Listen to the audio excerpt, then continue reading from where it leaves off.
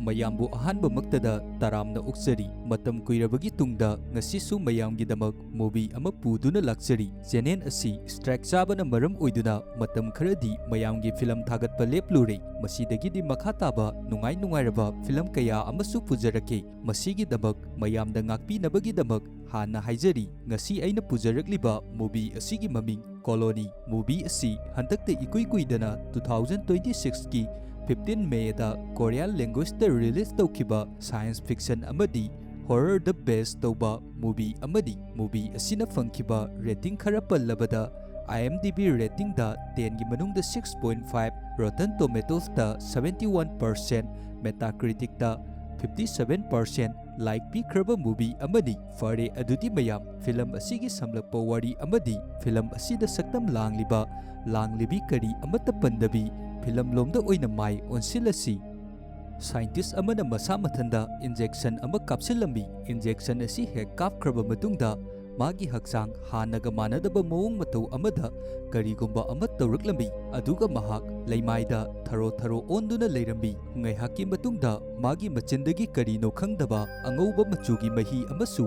oba hauraklambi aduga masa asi tawfam khangdabi leimaida tharo onduna leirambi scientist nupa asi mamai mamit pumba hanaga manadaba mawong amada ahongba kaya ama laambi haujikti hairiba scientist asi miyoiba ama oiramdre haujikti zombie amagi formda onthokpa hauraklambi mana zombie olaba matung building asida leiramba miyoi ahum amasu mana sikhirambi masidagi second kharagi matungda building pumba asida zombie ngakta ngai khirambi adubu building asigi manungdasu yamlaba miyoi lising kaya amasu leirambi adubu building asida leiriba miyoi sing asi building asigi mapanda thokpadi yaroidori maramdi building asigi mafam khudimak gate khudimakta zombie ngaktana pik thanduna leirambi film asi jongsol kauba scientist amadagi haurai mana police ta call tawduna wari sanarambi police adugi mafamda mana angakpa wafam amasu warning tawduna hairambi karigumba haujikti leihoriba miyoising asi kari amata hingduna leiba ngamlaroi karigumba building asida leiriba makhoising asigi marakta hinghaugadoriba asi mapangan kanba miyoising khaktamak hingaugani nattaba miyoising adudi athuba matamda zombie loina onkragani zombie olaba matungda antidote haiba hidak amata makhoigi masada kapnaba upai kari amata leiroi makhoigi antidote haibabu mapangan kanba miyoisingda makhoigi hakchangda cheliba I aduna oigadoribani masigi matung ekhoina uba fangliba asi building adugi manungda scientist singi oiba conference ama tawduna leirambi conference asida leader oiduna leiramba scientist asina jongsolna leptuna leiriba si uba matamda masada akiba amadi ipapa khatpa fauraduna stage adudagi kumtharaktuna jongsolgi manakta laambi aduga jongsolgi mafamda mana tawkhriba aranba thabak adugi dabak mabu ngakpi nabagi dabak yamna kanna haijarambi adubu jongsoldi scientist aduna hairiba adu kari amata tadabi scientist asibu phaduna namduna scientist asigi mangakta injection ama kapsilambi haujik mana kapsan khriba injection asi mamangda zombie onkhiba injection aduni masidagi scientist asi hanaga manadaba mong amada tawraktuna machindagi angauba mahi kaya amasu odharai aduga magi makhuri adudasu karigumba amana phungkatpagum yamna wana leimaida tharo onduna leirambi asumna yamna wana ngaihak leiramlaba matungda scientist asi zombie olaklambi mafam asida leiramba miyoi kharanasu scientist asina tawriba asi uba matamda scientist asigi mateng pangnabagi damak manakta yamna thuna changsilaklambi adubu mateng pangnabagi damak changsilakliba adu songsinduna chikthatlambi masidagi building asida yamna athuba matamda zombie olaba miyoising aduna mathang chikpadagi yamlaba zombie kaya amasu building asida pik thanduna leirambi pau asi hek phangbaga security sing aduna building asibu lockdown lauthoami building asida kana amata tholakpa amadi building asigi manungda kana amata bu changba adu yadanabagi damak yamna sectionna security amadi police singna ngaktuna leirambi asumna tawrakliba mawong matau asida building asida leikhiba miyoising amadi mapanda leiriba miyoising adu ꯌꯥꯝꯅ ꯄꯥꯈꯠꯅꯕ ꯑꯃꯗꯤ ꯑꯀꯤꯕ ꯀꯌꯥ ꯑꯃꯁꯨ ꯐꯥꯎꯔꯝꯃꯤ꯫ ꯉꯥꯏꯍꯥꯛꯀꯤ ꯃꯇꯨꯡꯗ ꯑꯩꯈꯣꯏꯅ ꯁꯤ ꯖꯤꯌꯣꯡ ꯀꯧꯕꯤ conference ꯑꯗꯨꯗ ꯌꯥꯎꯈꯤꯕꯤ ꯁꯥꯏꯟꯇꯤꯁ ꯅꯨꯄꯤ ꯑꯃꯁꯨ ꯎꯔꯝꯃꯤ꯫ ꯑꯗꯨꯒ ꯃꯥꯒꯤ ꯑꯀꯣꯏꯕ ꯑꯗꯨꯗ ꯃꯤ ꯃꯌꯥꯝ ꯑꯃꯅ ꯑꯀꯤꯕ ꯈꯣꯟꯖꯦꯜꯒ ꯂꯣꯏꯅꯅ ꯂꯥꯎꯗꯨꯅ ꯆꯦꯟꯗꯨꯅ ꯂꯩꯔꯤꯕ ꯑꯗꯨ ꯎꯔꯝꯃꯤ꯫ ꯑꯁꯨꯝꯅ ꯃꯐꯝ ꯑꯁꯤꯗ ꯂꯩꯔꯝꯕ ꯃꯤꯌꯥꯝꯁꯤꯡ ꯑꯗꯨꯅ ꯃꯥꯏꯀꯩ ꯈꯪꯗꯅ ꯂꯥꯎꯗꯨꯅ ꯆꯦꯜꯂꯛꯄ ꯃꯇꯝꯗ ꯗꯤꯁꯑꯦꯕꯜ ꯑꯣꯏꯔꯕ ꯅꯨꯄꯤ ꯑꯃꯁꯨ ꯃꯥꯒꯤ ꯋꯤꯜ ꯆꯤꯌꯔꯗ ꯐꯝꯗꯨꯅ ꯂꯩꯔꯝꯂꯤꯕ ꯑꯗꯨꯗꯒꯤ ꯊꯣꯝꯒꯥꯏꯗꯨꯅ ꯗꯤꯁꯑꯦꯕꯜ ꯑꯣꯏꯔꯕ ꯅꯨꯄꯤ ꯑꯗꯨ ꯂꯩꯃꯥꯏꯗ ꯇꯥꯗꯨꯅ ꯂꯩꯔꯝꯃꯤ꯫ ꯌꯥꯝꯅ ꯀꯟꯅ ꯆꯦꯜꯂꯛꯂꯤꯕ ꯃꯤꯌꯥꯝꯁꯤꯡ ꯑꯁꯤꯒꯤ ꯃꯇꯨꯡꯗ ꯌꯥꯝꯅ ꯇꯝꯊꯤꯔꯕ ꯖꯣꯝꯕꯤ ꯑꯣꯜꯂꯕ ꯃꯤꯑꯣꯏ ꯀꯌꯥ ꯑꯃꯅꯁꯨ ꯂꯦꯞꯄ ꯂꯩꯇꯅ ꯇꯥꯟꯅꯔꯛꯂꯤꯕꯅꯤ꯫ ꯑꯗꯨꯕꯨ ꯁꯤ ꯖꯤꯌꯣꯡꯅ ꯗꯤꯁꯑꯦꯕꯜ ꯑꯣꯏꯔꯕ ꯅꯨꯄꯤ ꯑꯁꯤ ꯍꯨꯟꯗꯣꯛꯇꯨꯅ ꯆꯦꯟꯈꯤꯕ ꯑꯗꯨ ꯄꯥꯝꯂꯝꯗꯦ꯫ ꯃꯁꯤꯗꯒꯤ ꯁꯤ ꯖꯤꯌꯣꯡ ꯑꯃꯗꯤ ꯃꯥꯒꯤ ꯅꯨꯄꯥ ꯑꯗꯨꯒ ꯇꯧꯗꯨꯅ ꯌꯥꯝꯅ ꯊꯨꯅ ꯗꯤꯁꯑꯦꯕꯜ ꯑꯣꯏꯔꯕ ꯅꯨꯄꯤ ꯑꯁꯤꯕꯨ ꯃꯥꯒꯤ ꯋꯤꯜ ꯆꯤꯌꯔ ꯑꯗꯨꯗ ꯍꯥꯞꯀꯠꯇꯨꯅ ꯋꯤꯜ ꯆꯤꯌꯔ ꯑꯗꯨ ꯏꯟꯗꯨꯅ ꯆꯦꯜꯂꯛꯂꯝꯃꯤ꯫ ꯑꯗꯨꯒ ꯃꯅꯥꯛ ꯅꯛꯄꯗ ꯂꯩꯔꯝꯕ ꯁꯣꯞ ꯑꯃꯗ ꯌꯥꯝꯅ ꯊꯨꯅ ꯑꯇꯣꯞꯄ ꯃꯤꯑꯣꯏ ꯈꯔꯒ ꯆꯦꯟꯁꯤꯜꯂꯛꯏ꯫ ꯖꯣꯝꯕꯤꯁꯤꯡ ꯑꯗꯨꯅꯁꯨ ꯃꯈꯣꯏꯁꯤꯡ ꯑꯁꯤꯕꯨ ꯆꯤꯛꯅꯕꯒꯤꯗꯃꯛ ꯌꯥꯝꯅ ꯇꯝꯊꯤꯕ ꯃꯑꯣꯡ ꯑꯃꯗ ꯌꯥꯝꯅ ꯀꯟꯅ ꯇꯥꯟꯅꯔꯛꯂꯤꯕꯅꯤ꯫ ꯑꯗꯨꯕꯨ ꯁꯣꯞ ꯑꯗꯨꯒꯤ ꯊꯣꯡ ꯑꯗꯨ ꯌꯥꯝꯅ ꯊꯨꯅ ꯂꯣꯛ ꯇꯧꯁꯤꯟꯈꯤꯕꯅ ꯖꯣꯝꯕꯤꯁꯤꯡ ꯑꯗꯨ ꯃꯅꯨꯡꯗ ꯆꯪꯂꯛꯄꯗꯤ ꯉꯝꯂꯝꯗꯦ꯫ ꯃꯁꯤꯗꯒꯤ ꯖꯣꯝꯕꯤꯁꯤꯡ ꯑꯗꯨꯅ ꯒ꯭ꯂꯥꯁ ꯑꯗꯨ ꯊꯨꯒꯥꯏꯅꯕꯒꯤꯗꯃꯛ ꯃꯈꯣꯏꯁꯤꯡ ꯑꯗꯨ ꯄꯨꯟꯁꯤꯟꯅꯗꯨꯅ ꯒ꯭ꯂꯥꯁ ꯑꯗꯨꯗ ꯌꯥꯝꯅ ꯀꯟꯅ ꯊꯣꯝꯒꯥꯏꯕ ꯍꯧꯔꯛꯂꯝꯃꯤ꯫ ꯑꯁꯨꯝꯅ ꯇꯧꯔꯛꯂꯤꯕ ꯑꯁꯤꯗ ꯃꯐꯝ ꯑꯁꯤꯗ ꯂꯩꯔꯤꯕ ꯃꯈꯣꯏꯁꯤꯡ ꯑꯗꯨꯗꯤ ꯌꯥꯝꯅ ꯑꯀꯤꯕ ꯍꯥꯏꯕꯗꯨ ꯑꯣꯏꯔꯝꯃꯤ꯫ ꯖꯣꯝꯕꯤꯁꯤꯡ ꯑꯁꯤꯅ ꯒ꯭ꯂꯥꯁ ꯑꯁꯤ ꯊꯨꯒꯥꯏꯗ꯭ꯔꯤꯉꯩꯒꯤ ꯃꯃꯥꯡ ꯁꯤ ꯖꯤꯌꯣꯡꯅ ꯑꯇꯣꯞꯄ ꯑꯣꯄꯣꯖꯤꯠ ꯁꯥꯏꯗꯇ ꯂꯩꯔꯤꯕ ꯔꯦꯁꯇꯨꯔꯦꯟꯠ ꯑꯗꯨ ꯃꯩ ꯃꯨꯠꯈꯤꯕ ꯑꯗꯨ ꯎꯔꯝꯃꯤ꯫ ꯑꯗꯨꯒ ꯃꯩ ꯃꯝꯕ ꯃꯐꯝ ꯑꯗꯨꯗꯒꯤ ꯖꯣꯝꯕꯤꯁꯤꯡ ꯑꯗꯨ ꯑꯦꯇꯦꯛ ꯀꯔꯤ ꯑꯃꯠꯇ ꯇꯧꯗꯕꯤ ꯊꯣꯛꯂꯛꯂꯝꯃꯤ꯫ ꯃꯁꯤꯗꯒꯤ ꯌꯥꯝꯅ ꯊꯨꯅ ꯃꯐꯝ ꯑꯁꯤꯗ ꯂꯩꯔꯝꯕ ꯅꯨꯄꯤ ꯑꯃꯅ ꯁꯣꯞ ꯑꯁꯤꯒꯤ ꯂꯥꯏꯠ ꯑꯗꯨ ꯃꯨꯊꯠꯈꯤꯔꯝꯃꯤ꯫ ꯑꯁꯨꯝꯅ ꯃꯩ ꯍꯦꯛ ꯃꯝꯈꯤꯕꯗꯒꯤ ꯑꯦꯇꯦꯛ ꯇꯧꯗꯨꯅ ꯂꯩꯔꯝꯂꯤꯕ ꯖꯣꯝꯕꯤꯁꯤꯡ ꯑꯗꯨ ꯃꯐꯝ ꯑꯁꯤꯗꯒꯤ ꯃꯤ ꯑꯃꯠꯇ ꯂꯩꯕ ꯎꯗꯕꯗꯒꯤ ꯇꯨꯃꯤꯟꯅ ꯊꯣꯛꯈꯤꯔꯝꯃꯤ꯫ ꯑꯗꯨꯕꯨ ꯃꯐꯝ ꯑꯁꯤꯗ ꯊꯦꯠꯇꯨꯅ ꯂꯩꯔꯤꯕ ꯑꯦꯗꯚꯔꯇꯥꯏꯖꯃꯦꯟꯠ ꯕꯣꯔꯗ ꯑꯁꯤꯗ ꯃꯩ ꯉꯥꯟꯗꯨꯅ ꯃꯤ ꯑꯃ ꯌꯦꯛꯇꯨꯅ ꯂꯩꯕ ꯑꯁꯤꯗ ꯖꯣꯝꯕꯤꯁꯤꯡ ꯑꯗꯨ ꯑꯃꯨꯛ ꯍꯟꯅ ꯃꯐꯝ ꯑꯁꯤꯗ ꯃꯤ ꯂꯩꯕ ꯃꯥꯜꯂꯗꯨꯅ ꯒ꯭ꯂꯥꯁꯅ ꯈꯥꯗꯨꯅ ꯂꯩꯔꯤꯕ ꯊꯣꯡ ꯑꯗꯨꯗ ꯑꯃꯨꯛ ꯍꯟꯅ ꯑꯦꯇꯦꯛ ꯇꯧꯔꯛꯂꯝꯃꯤ꯫ ꯍꯧꯖꯤꯛꯇꯤ ꯖꯣꯝꯕꯤꯁꯤꯡ ꯑꯁꯤꯅ ꯍꯟꯖꯟ ꯍꯟꯖꯟ ꯑꯦꯇꯦꯛ ꯇꯧꯔꯛꯄ ꯃꯇꯝꯗ ꯒ꯭ꯂꯥꯁ ꯑꯁꯤꯁꯨ ꯀ꯭ꯔꯦꯛ ꯆꯠꯄ ꯍꯧꯔꯛꯂꯝꯃꯤ꯫ ꯃꯔꯝ ꯑꯁꯤꯗꯒꯤ ꯃꯅꯨꯡ ꯑꯗꯨꯗ ꯂꯩꯔꯤꯕ ꯃꯈꯣꯏꯁꯤꯡ ꯑꯗꯨꯗꯤ ꯑꯗꯨꯛꯀꯤ ꯃꯇꯤꯛ ꯌꯥꯝꯅ ꯈꯨꯗꯣꯡꯊꯤꯕ ꯍꯥꯏꯕꯗꯨ ꯑꯣꯏꯔꯝꯃꯤ꯫ ꯃꯔꯝꯗꯤ ꯀꯔꯤꯒꯨꯝꯕ ꯈꯥꯔꯤꯕ ꯒ꯭ꯂꯥꯁ ꯑꯁꯤꯅ ꯀꯥꯏꯔꯛꯄ ꯇꯥꯔꯕ ꯃꯄꯥꯟꯗ ꯂꯩꯔꯤꯕ ꯖꯣꯝꯕꯤꯁꯤꯡ ꯑꯁꯤꯅ ꯃꯈꯣꯏꯁꯤꯡ ꯑꯁꯤ ꯂꯣꯏꯅ ꯍꯥꯠꯈꯤꯒꯗꯧꯔꯤꯕꯅꯤ꯫ ꯑꯗꯨꯒ ꯍꯧꯖꯤꯛꯇꯤ ꯁꯔꯚꯥꯏꯚꯔꯁꯤꯡ ꯑꯁꯤꯒꯤ ꯃꯁꯥꯗ ꯑꯀꯤꯕ ꯃꯤꯄꯥꯏꯕ ꯀꯌꯥ ꯑꯃꯁꯨ ꯐꯥꯎꯔꯛꯂꯝꯃꯤ꯫ ꯍꯧꯖꯤꯛꯇꯤ ꯃꯈꯣꯏ ꯃꯁꯥꯅ ꯃꯁꯥꯕꯨ ꯀꯟꯖꯅꯕꯒꯤꯗꯃꯛ ꯀꯔꯤ ꯇꯧꯒꯅꯤ ꯍꯥꯏꯕ ꯀꯔꯤ ꯑꯃꯠꯇ ꯈꯪꯂꯝꯗꯦ꯫ ꯃꯇꯝ ꯑꯁꯤꯗ ꯁꯤ ꯖꯤꯌꯣꯡꯅ ꯃꯤꯑꯣꯏꯕꯒꯤ ꯁꯥꯏꯖꯀ ꯆꯞ ꯃꯥꯟꯅꯕ ꯄꯣꯁꯇꯔ ꯕꯣꯔꯗꯅ ꯂꯩꯔꯤꯕ ꯑꯁꯤ ꯎꯔꯝꯃꯤ꯫ ꯃꯁꯤ ꯍꯦꯛ ꯎꯕꯗꯒꯤꯗꯤ ꯃꯥꯒꯤ ꯋꯥꯈꯜꯗ ꯑꯥꯏꯗꯤꯌꯥ ꯑꯃꯕꯨ ꯂꯥꯛꯑꯝꯃꯤ꯫ ꯗꯤꯁꯑꯦꯕꯜ ꯑꯣꯏꯔꯕ ꯅꯨꯄꯤ ꯑꯗꯨꯒꯤ ꯔꯤꯃꯣꯠ ꯀꯟꯇ꯭ꯔꯣꯜ ꯑꯣꯏꯔꯕ ꯋꯤꯜ ꯆꯤꯌꯔ ꯑꯗꯨ ꯂꯧꯔꯝꯃꯤ꯫ ꯑꯗꯨꯒ ꯋꯤꯜ ꯆꯤꯌꯔ ꯑꯗꯨꯗ ꯕꯣꯔꯗ ꯑꯗꯨ ꯆꯦꯠꯅ ꯀꯤꯁꯜꯂꯕ ꯃꯇꯨꯡ ꯖꯣꯝꯕꯤꯁꯤꯡ ꯑꯁꯤ ꯗꯤꯁꯇ꯭ꯔꯦꯛ ꯇꯧꯅꯕꯒꯤꯗꯃꯛ ꯅꯥꯀꯜ ꯑꯃꯔꯣꯝꯗ ꯋꯤꯜ ꯆꯤꯌꯔ ꯑꯗꯨ ꯔꯤꯃꯣꯠ ꯀꯟꯇ꯭ꯔꯣल ꯇꯧꯗꯨꯅ ꯊꯥꯗꯣꯛꯈꯤꯔꯝꯃꯤ꯫ ꯖꯣꯝꯕꯤꯁꯤꯡ ꯑꯁꯤꯅꯁꯨ ꯕꯣꯔꯗ ꯑꯁꯤꯅ ꯆꯠꯈ꯭ꯔꯤꯕ ꯑꯁꯤ ꯎꯕ ꯃꯇꯝꯗ ꯑꯁꯦꯡꯕ ꯃꯤꯑꯣꯏꯕ ꯑꯣꯏꯔꯕꯣꯏ ꯈꯜꯂꯗꯨꯅ ꯌꯥꯝꯅ ꯊꯨꯅ ꯇꯥꯟꯅꯔꯝꯃꯤ꯫ ꯑꯗꯨꯒ ꯕꯣꯔꯗ ꯑꯁꯤꯗ ꯑꯦꯇꯦꯛ ꯇꯧꯔꯝꯃꯤ꯫ ꯑꯁꯨꯝꯅ ꯖꯣꯝꯕꯤꯁꯤꯡ ꯑꯁꯤꯅ ꯑꯇꯣꯞꯄ ꯅꯥꯀꯜ ꯑꯃꯔꯣꯝꯗ ꯆꯠꯂꯤꯉꯩꯒꯤ ꯈꯨꯗꯣꯡꯆꯥꯕ ꯑꯁꯤ ꯂꯧꯗꯨꯅ ꯁꯤ ꯖꯤꯌꯣꯡꯅ ꯁꯣꯞ ꯑꯁꯤꯗ ꯂꯩꯔꯝꯕ ꯃꯈꯣꯏ ꯂꯣꯏꯅꯃꯛ ꯑꯣꯄꯣꯖꯤꯠ ꯁꯥꯏꯗꯇ ꯂꯩꯔꯤꯕ ꯔꯦꯁꯇꯨꯔꯦꯟꯠ ꯑꯗꯨꯗ ꯂꯣꯏꯅ ꯆꯦꯜꯍꯜꯂꯝꯃꯤ꯫ ꯑꯗꯨꯕꯨ ꯃꯐꯝ ꯑꯁꯤꯗ ꯍꯧꯖꯤꯛꯁꯨ ꯅꯨꯄꯤ ꯑꯃꯗꯤ ꯄꯥꯈꯠꯈꯤꯕ ꯑꯗꯨꯅ ꯃꯈꯣꯡ ꯊꯥꯡꯕ ꯉꯝꯗ꯭ꯔꯗꯨꯅ ꯆꯦꯟꯕ ꯉꯝꯗꯕꯤ ꯇꯨꯃꯤꯟꯅ ꯂꯦꯞꯇꯨꯅ ꯂꯩꯔꯝꯃꯤ꯫ ꯁꯤ ꯖꯤꯌꯣꯡꯅ ꯅꯨꯄꯤ ꯑꯗꯨꯒꯤ ꯃꯐꯝꯗ ꯅꯪ ꯃꯐꯝ ꯑꯗꯨꯗ ꯑꯗꯨꯃꯛ ꯂꯩꯔꯕꯗꯤ ꯈꯨꯗꯣꯡꯊꯤꯕ ꯁꯣꯏꯗꯅ ꯇꯥꯔꯒꯅꯤ꯫ ꯑꯗꯨꯅ ꯅꯪꯁꯨ ꯌꯥꯝꯅ ꯊꯨꯅ ꯃꯐꯝ ꯑꯁꯤꯗ ꯂꯥꯛꯑꯣ ꯍꯥꯏꯗꯨꯅ ꯍꯥꯏꯔꯝꯃꯤ꯫ ꯑꯗꯨꯕꯨ ꯅꯨꯄꯤ ꯑꯁꯤ ꯑꯀꯤꯕ ꯑꯃꯗꯤ ꯄꯥꯈꯠꯈꯤꯕ ꯑꯗꯨꯅ ꯃꯈꯣꯡ ꯊꯥꯡꯕ ꯑꯗꯨ ꯊꯣꯛꯈꯤꯗ꯭ꯔꯦ꯫ ꯃꯁꯤꯗꯒꯤ ꯁꯤ ꯖꯤꯌꯣꯡꯒꯤ ꯅꯨꯄꯥ ꯑꯗꯨꯅ ꯃꯁꯥꯒꯤ ꯄꯨꯟꯁꯤ ꯑꯁꯤ ꯔꯤꯛꯁ ꯂꯧꯗꯨꯅ ꯅꯨꯄꯤ ꯑꯁꯤꯕꯨ ꯀꯟꯅꯕꯒꯤꯗꯃꯛ ꯃꯄꯥꯟꯗ ꯊꯣꯛꯂꯛꯂꯝꯃꯤ꯫ ꯁꯨꯝꯅ ꯂꯩꯔꯤꯉꯩ ꯃꯇꯝ ꯑꯁꯤꯗ ꯃꯐꯝ ꯑꯁꯤꯗ ꯖꯣꯝꯕꯤ ꯑꯃ ꯂꯥꯛꯇꯨꯅ ꯃꯈꯣꯏ ꯑꯅꯤꯒꯤ ꯃꯐꯝꯗ ꯑꯦꯇꯦꯛ ꯇꯧꯕ ꯍꯧꯔꯛꯂꯝꯃꯤ꯫ ꯑꯗꯨꯕꯨ ꯖꯣꯝꯕꯤ ꯑꯗꯨꯅ ꯑꯦꯇꯦꯛ ꯇꯧꯔꯛꯄ ꯃꯇꯝꯗ ꯃꯈꯣꯏ ꯑꯅꯤꯗꯤ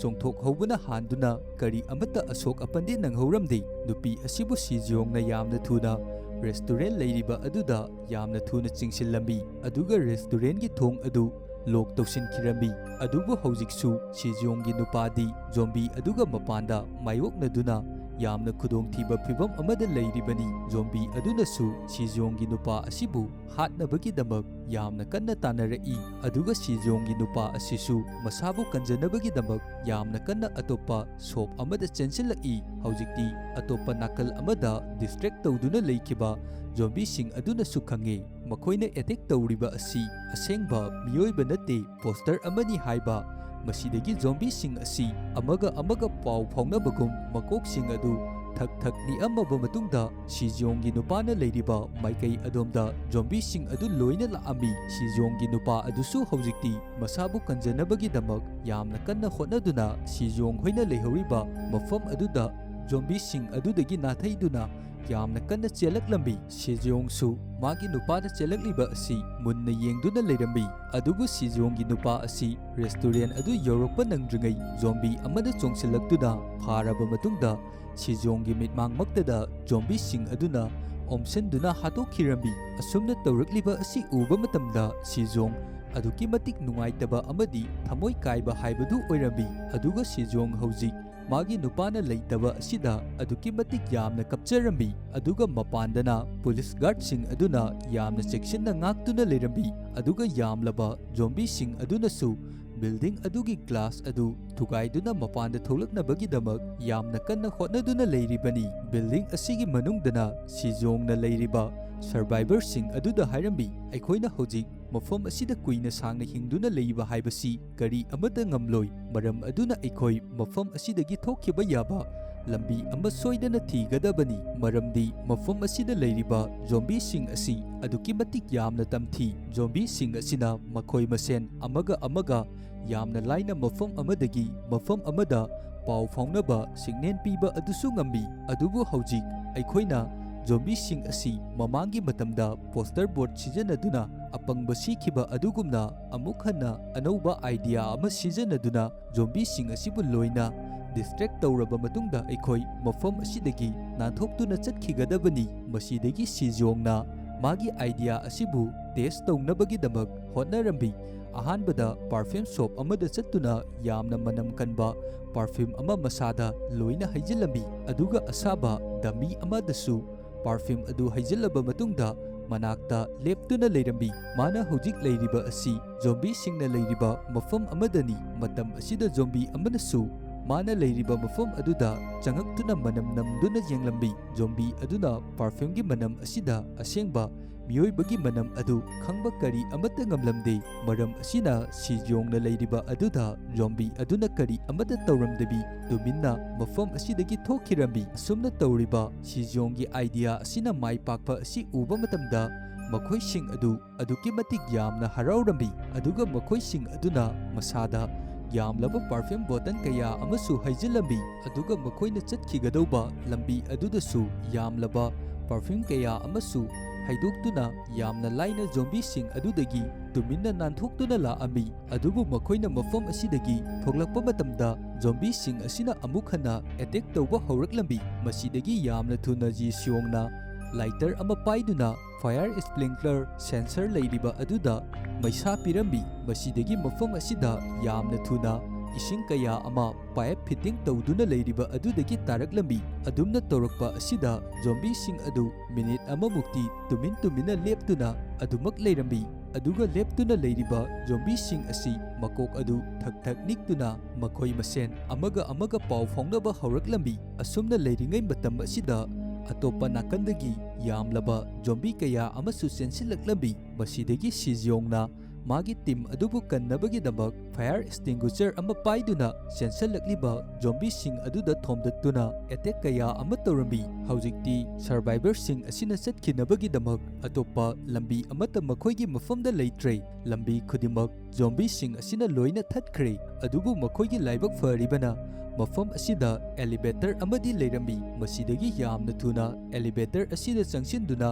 ꯊꯥꯔꯗ ꯐ꯭ꯂꯣꯔꯗ ꯆꯠꯅꯕꯒꯤꯗꯃꯛ ꯊꯧꯔꯥꯡ ꯇꯧꯔꯝꯃꯤ꯫ ꯑꯁꯨꯝꯅ ꯂꯩꯔꯤꯉꯩ ꯌꯥꯝꯅ ꯊꯨꯅ ꯑꯦꯂꯤꯚꯦꯇꯔ ꯃꯅꯨꯡ ꯑꯁꯤꯗ ꯖꯣꯝꯕꯤ ꯑꯃ ꯖꯣꯝꯕꯤꯁꯤꯡ ꯑꯗꯨꯅ ꯑꯦꯇꯦꯛ ꯇꯧꯅꯕꯒꯤꯗꯃꯛ ꯄꯥꯏꯗꯨꯅ ꯂꯪꯁꯤꯜꯂꯛꯂꯝꯃꯤ꯫ ꯑꯦꯂꯤꯚꯦꯇꯔ ꯃꯅꯨꯡ ꯑꯁꯤꯗ ꯆꯪꯂꯛꯂꯤꯕ ꯖꯣꯝꯕꯤ ꯑꯗꯨꯗ ꯖꯣꯠꯆꯩ ꯑꯃ ꯄꯥꯏꯗꯨꯅ ꯖꯣꯝꯕꯤ ꯑꯁꯤꯕꯨ ꯀꯟꯊꯠꯂꯝꯃꯤ, ꯑꯗꯨꯒ ꯑꯦꯂꯤꯚꯦꯇꯔ ꯑꯗꯨꯒꯤ ꯃꯇꯦꯡꯅ ꯊꯥꯔꯗ ꯐ꯭ꯂꯣꯔꯗ ꯆꯠꯂꯝꯃꯤ꯫ ꯃꯁꯤꯒꯤ ꯃꯇꯨꯡ ꯁꯦꯀ꯭ꯌꯨꯔꯤꯇꯤꯁꯤꯡ ꯑꯗꯨꯅꯁꯨ ꯖꯣꯡꯁꯣꯜ ꯍꯥꯏꯔꯤꯕ zombie virus asibu puthokiba scientist asibu farambi matam asida zongchol na sukhangi zombie sing asi survivor sing aduna ising season aduna zombie sing asi loina taptha halle haiba aduga yamna kanna zongchol na noktuna security sing adugi mafamda warning ama tawrai haujikti nakoina zombie sing asigi mathakta ising season na kre maram aduna zombie sing asi hanadagi hena mapangan kanba active oiba helaklagani aduga zombie sing asigi body da ising sing adu loina evaporate tawraba matungda virus sing adu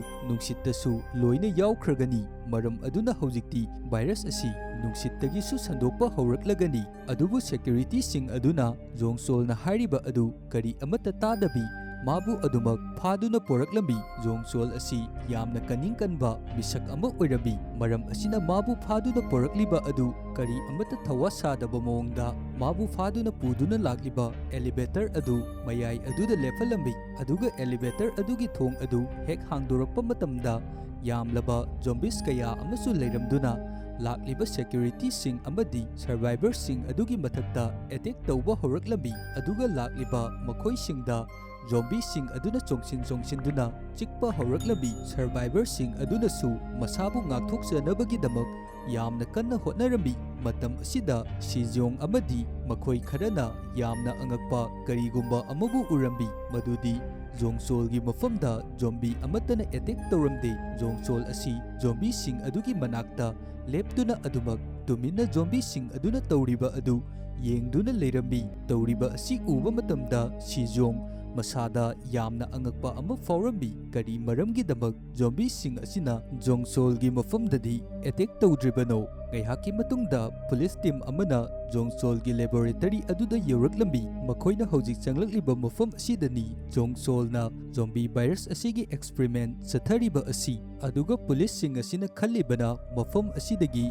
sungsoi soidabi virus sing asigi antidote phangani haiduna khallibani hojik makhoina changlakpa matamda mafam asida zongchol na experiment tawkhraba yamlaba monkey kaya amasu container singda yauduna leiriba asi thengnarambi adubu soibadagi police officer amana container ama hangdoambi masidagi khanghaudana container adugi manungda yauramba infected oiraba monkey ama chongthораktuna makhoi sing adugi mafamda attack tawba horaklambi aduga atopa leiriba container sing aduda yauriba monkey sing adusu mathang container gi glass sing adu thugairaba matungda mapanda tholaktuna changlakliba security sing adugi mafamda attack tawba horaklambi asumna tawrakliba asi uba matamda scientist adudi aduki matik yamna ngakpa haibadusu oirambi aduga hojikti mana sukhange adudi mafam asida leiriba monkey sing asi loina virus aduna infected oire haiba asi monkey sing asina lepa leitabi lep manung asida lakliba makhoi sing asigi mafamda attack tawrai masidagi police officer aduna monkey amabu nongmaina kaptuna attack tawrambi asumna hek monkey adu sikibadagidi atopa leiramliba monkey sing adusu freeze tawbagumna chap leptuna leikirambi asumna tawriba asi uba matamda makhoi sing asi yamna angakpa haibadusu oirambi aduga masidagi karigumba amasu khangba ngamle madudi ahanba monkey asina siba matamda pumnamak asi loina control tawduna makha taba monkey sing asisu loina chap leptuna siribani haiba asi masidagi thokliba thodok asigi matangda asengba achumba khudimak adu loina khangnabagi damak mafam asida lakliba head scientist asina zongchol gi leiriba data sing asibu check tawwa horaklambi asumna mana adum jenglakpa matamda zongchol gi wall da thetuna leiriba petrol sing asidagi karigumba ama khangba ngamle adudi zongchol na virus asi puthokpa matamda queen bee gi petrol da seme haiba asi maram asina makhoina monkey mayam asigi head oiriba monkey asibu hatpa matamda pumnamak asi chap leptuna leiribani maramdi makhoi mayam gi head oiriba asina control tawduna leiribani karigumba queen asina siba taraba lemhoriba makhoi sing asisu loina sigadoribani maram asinani maram asidagi makhoina sukhangle adudi khwaidagi ihan hana virus asibu infected oikhiba mioi asi hatpa taraba virus infected oiriba asi lepa ngamgadori haiba asi aduga mapandana police guard sing aduna yamna section na ngaktuna leirambi aduga yamlaba zombie sing aduna su building asigi glass asi thugaiduna mapanda thoknabagi damak yamna kanna hotnaduna leirambi ngaihaki matungda survivor sing adusu lotna lakpana basement da yoraklabi makhoina basement asida yorakpa matamda yamna angakpa makangi zombie ama urambi madudi yamna hainadaba sakfam amada zombie ahum lonsanaduna chatlaga leirami masidagi survivor sing aduna makoibu zombie sing aduna udanabagi damak tuminna security room na leiriba aduda chatlambi security room asi yoraklaba matungda jongsol na kari amata tawdabi zombie marak aduda chattuna leiriba asi security monitor adudagi urambi aduga jongsol na zombie amagi manakta sangsinduna makhut adu Jiu haiduna order taurambi tauribasing asi makoina monitor aduda yamna ngakna yengduna leirambi zombie aduna hek jongsol da chikhiba matamda ona tainabada jongsol di kari amata tawdabi zombie adu oina leimaida tharo onduna sirambi tauriba asi uba matamda shijong di aduki matik yamna angakpa amadi tauriba asi karino haiba adu haifam khangdaba oirambi aduga hojikti karigumba amasu khangba ngamlei jongsol asi zombie sing asi loina control tawba ngambi mahakna zombie sing asibu loina control tawduna leiribani haiba maram asina jongsol asi zombie sing asibu lefanabagi maram adu mahakna oigani haiba asi shijongna khanglaklambi masidagi hojikti makhoina khanarami jongsol asibu mathakta chattuna phaduna poraklasi aduga disable oiraba nupi aduna security room asida adumak leiduna jongsol asi mafam kadaida lei haiba adu monitor tawduna leinabagi damak hairambi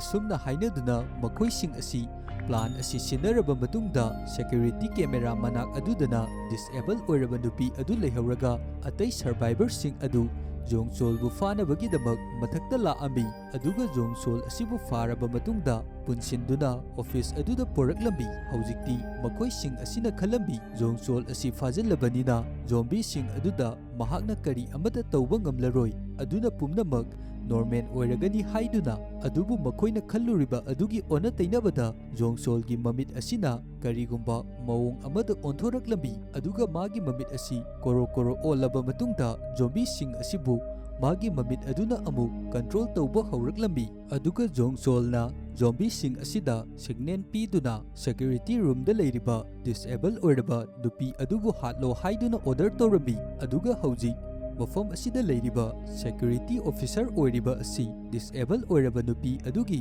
mufanupa oiduna leirambi masidagi mana yamna thuna jongsol asibu hatnabagi damak honarambi aduga magi mache adubu kannabagi damak yamna thuna chatpa matamda hojik mana chatliba asidi khara thengdokkhre zombie sing aduna security room adugi glass sing adu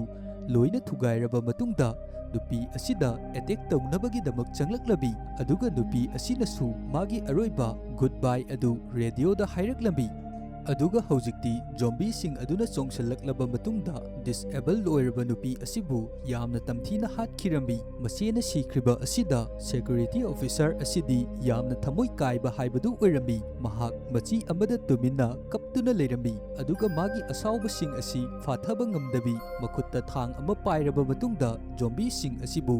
amamamta oina thang aduna thinduna hatpa hauraklambi asumna torokpa asidagi jongsona leiriba survivor sing asigi mathakta attack tawnabagi damak zombie sing aduda amuk order piraklambi hojikti zombie sing asina survivor leiriba sing asigi mathakta attack tawba hauraklambi asumna guard sing asigi mathakta attack tawrokpa asida survivor nupi ahum amana jongsol asibu puduna store room amada changlaklambi aduga mahak setna punsinduna mafam aduda thamambi jongsol gi mabit asi makhoina punsinba taragasu jongsol na zombie sing asigi mathakta control tawba ngammi haiba asi makhoina di khanglamde matam asida lepta leiriba nupa aduna hairaklambi karigumba makhoina ihan hana narakpa miyoi adu hatlabadi leihoriba zombie sing asi loina sigani masidagi makhoina camera footage aduda check tawba hauraklambi masidagi khanglami madudi zombie sing asigi host adu conference adugi leader nupa aduni haiba masidagi scientist asibu hatnabagi damak lanmi kaya amabu magi manakta tharambi matam masida building asigi mathaktasu military-gi helicopter ama taraklabi aduga helicopter asidagi yamlaba lanmi kaya amasu tholaktuna mafam asida leiramba zombie kaya amabu hatpa hauraklambi matang asida jongsolbu faduna leiriba nupi ahum aduna di khalambi mafam asida makhoibu kanbinabagi damak mi lakle haiduna maram asidagi makhoina thong adu hangdokluba matamdadi thong adugi mapanda jongsolna control tawraba zombie kaya amabu leptuna leirambi aduga leiramliba zombie sing aduna thong asibu namkhaiduna manungda changlaklaba matungda makhoigi mafamda attack tawraklambi aduga makhoigi leader oiriba jongsol asibu thadokhirambi mafam asida lakhiba lanmi sing asinasu yamlaba zombie kaya amabu hatu ami adubu building asida leiriba zombie asi aduki matik yamna masing yami amana amada chiktuna aduki matik yamlaba masing kaya amasu hengalaklambi aduga lakliba lanmi sing asigi nomai maru adusu loisilaklambi तौरीबा मयाम असी सियजोंगना लोइना उरम्बी अदुगा खलम्बी हौजिक्ति तौरीबा सिंग असिबु लेपनबगीदमक जोंगसोल असिबु हाटलगे हाइना मसीदगी सियजोंगना लुमदुना लेरबा मतुंगदा जोंगसोलदा attack तौरम्बी अदुगा जोंगसोलगी मंगक्समदा थौरी अमा किसनदुना महाकपो हाटनबगीदमक यामना कन्ना होटनरम्बी अदुगा अमुकसु सियजोंगगी वाखंदा खलकलम्बी करिगुम्बा माना जोंगसोल असिबु हाटखिबा तारबा माना पुथोखरिबा virus असिगीदमक antidote vaccine पुथोकपिनबा कना अमता लेररोय मरम असिगीदमक महाक हिंगना थमदबा यादे हाइदुना हाटलमदे मसिदगी जोंगसोलना महाकी zombie सिंग अदु अमुक मफम असिदगी चलहनख्रबा मतुंगदा सिजियोंगा वारी सनरम्बी मतांग असिदा जोंगसोलना करी मरमगीदमक वायरस असि सेमखिबनो हाइबगी वारी अदु लीबा हौरकलम्बी जोंगसोलना महाका थबक तौमिनरिबा कलिक सिंग अदुना माना तौरिबा रिसर्च असिदा करी अमता थवैना ताबिरमदे अदुगा माना हाइबा खुदिमक्सु करी अमता थवैदबा अमगुम माना तौरिबा असिदा करी अमता मतेंग पांगलमदे मसीदगी महाकना मियोइबगी कलकपा अमदी खमनबा असिबु कोहन्नबगीदमक वायरस असि सेमदुना मियोइबसिंग असिगी मथक्ता पारा अमदी तंबिरिबनी हाइदुना वारी असि लीना लीना महाक कपलकलम्बी मतम असिदा अतोपा मिलिटरी स्क्वाड अमा चंगलक्तुना जोंगसोलबु फादुना मफम अदुदगी पुथोखिरम्बी मसीदगी जोंबी सिंग अदुना सिजियोंगदा अटैक तौरम्बी अदुबु सिजियोंगना जोंबी सिंग अदुदगी नाथोक्तुना चेलकलबा मतुंगदा infected ओइरबा Yong अदुगी मतंगदा थिजिनखिबा कलिक नुपी अदुगी मफमदा phone तौरम्बी मसीदगी कलिक नुपी अदुना हाइरकलम्बी Yong मयाम असिगी host ओइरिबा इहान हाना इन्फेक्टेड ओइरबा अदु हाटख्रबा मतुंगदगिदी अतोप्पा लेमहौरिबा इन्फेक्टेड ओइरबा योंगसिंग अदुसु लोइना सीख्रे हाइदुना हाइरम्बी वाफम असि ताबा मतमदा सिजियोंग यामना अंगपा फाउरम्बी मदुदी मखोइना इहान हाना इन्फेक्टेड ओइखिबनी हाइखिबा कॉन्फ्रेंस अदुगी हेड ओइखिबा साइंटिस्ट अदुदी मखोइना हाटख्रबनी अदुम ओइनमक हौजिक फाउबा जोंबी सिंग असिदी लेप्पा लेतबी अदुमक मियोइबा सिंग थी अटैक तौबा लेप्ट्री मतांग असिदा सिजियोंगना खंगलम्बी मदुदी असेंबा होस्ट ओइरिबा असि अतै कना अमत नते जोंगसोलनी हाइबा करिगुम्बा जोंगसोलबो हाटबा तारगदी थोकलिबा खुदोंथिबा असिदगी नाकथोकपा ngमगनी जोंगसोल हेक हाट्रिबा फाउबा जोंबी वायरस असि लेफनबा ngमलोय हाइबा असि सिजियोंगना खंगलम्बी मसिदगी यामना थुना ऑफिसर अदुगी मनाक्ता लाक्लबा मतुंगदा जोंगसोल असिबु हाटनबगी दमक हाइरम्बी अदुबु ऑफिसर अदुना थोकलिबा वायरस असिगी एंटीडोट वैक्सीन अदु फंगौरोय हाइबगी दमक जोंगसोल असिबु हाटसी हाइबा यारकलमदे सिजियोंगना ऑफिसर अदुगी मफमदा असुमना हाइरकलम्बी करिगुम्बा अखोइना जोंगसोल असिबु हाटबा तारबा लेरिबा जोंबी सिंग असि लोइना सीख्रगदौबनी अदुबु ऑफिसर अदुनदी सिजियोंगना हाइरिबा असिदा करी अमता यारकलमदे मसीदगी जोंगसोल अदुबु मपानदा पुथोकनबगीदमक ऑफिसर अदुना हाइरम्बी अदुबु जोंगसोलना मागी लेरिबा जोंबी सिंग अदुबु मफम असिदा कौदुना माबु फारिबा मियोइ सिंग असिदा अटैक तौहलम्बी अदुबु मखोइ उपाय अमा थीदुना थौरीगी मतेंग लौदुना बिल्डिंग असिगी मपानदा थोकलकलम्बी सिजियोंगसु तौरिबा मयाम असिदा महाक परमिशन करी अमता फंगद्रबसु जोंगसोल असिबु हाटलगे हाइदुना खलम्बी मसीदगी महाकना मागी कलिक नुपी अदुदा कॉल तौरम्बी अदुगा जोंगसोलगी लेफम अदुबु खंगदोकनबगीदमक हाइरम्बी अदुगा महाकसु असिबा जोंबी अमगी जैकेट अमा लिसनदुना तुमिन्ना बिल्डिंग असिगी मपानदा थोकलकलम्बी मपानदा लेरिबा पोचैसिंग अदु यामलबा जोंबी सिंग अदुना लोइना थुगाइदुना लेरम्बी matang asida Jongchol nasu Sejongbu urami aduga hojikti magi leiriba zombie sing aduda Sejonggi mafamda attack tawnabagidamak hairambi aduga Sejongsu aduki matik yamna singlambi mahakna litliba jacket aduna makokta kupsinduna mahaki manam adu zombie sing aduda khanghalamde asumna tawba asina zombie sing aduna su Sejongbu khanglamde aduga zombie sing adu Sejonggi akoiba aduda round koiduna koichin chenduna leirambi tawriba sing asi uba matamda Jongchol yamna makok ngaurambi amadi yamna saurambi masidagi mahakna Sejonggi makok khumliba adu lauthoklambi adubu makok ngauraba zombie mayam adu tuminna leimaida tasinduna leirambi tanja asigi khudong chaba lauduna Sejong yamna thuna bus amagi makada chensin khirambi aduga Jongchol nasu Sejong asibu hanabagi damak magi matungda inaraklambi matang asida taduna leiramba zombie mayam adusu haugalaklambi aduga bus aduda poster thetuna leiriba adu miyoiba oiraboi khanduna attack tongnabagi damak zombie sing adu yamna thuna chensinlaklambi tanja asida Sejongdi bus adudagi thoraklaga nakal amada leptuna leirambi asumna yamlaba zombie mayam aduna chensinlakpa matamda Jongchol adu zombie mayam aduna thomgairambi aduga bus aduda zombie sing aduna attack tawba matamda Jongchol adusu aduki matik yamna thina soambi aduga hojikti mafam aduda mai chaklaktuna Jongchol adu zombie kharaga loinana mai chaktuna sirambi asumna Jongchol na hek mafam asida sikhiba adudagidi leiramliba zombie sing adusu chap leptuna loina sikhirambi asumna tawduna Sejong amadi lemhoriba survivor makhoi sing adu hingba ngamhorambi asumna utlaba matungda movie asi matang swaida loisin khirami ngasigi aigi movie explanation asida wahi wata soiba amadi asoi aran kaya marom ama yawrabasu mayamgi mafamda ngakpiu haiba wafam thamjari fare adudi mayam ngasigi di matang swaida kainarasi matung tarakpa anauba movie amada amu mayam punna thengnarasi matung tarakpada kari karamba makhangi movie sing sem sige haiba adusu comment section da mayamna sungsoi soidabi thambiramu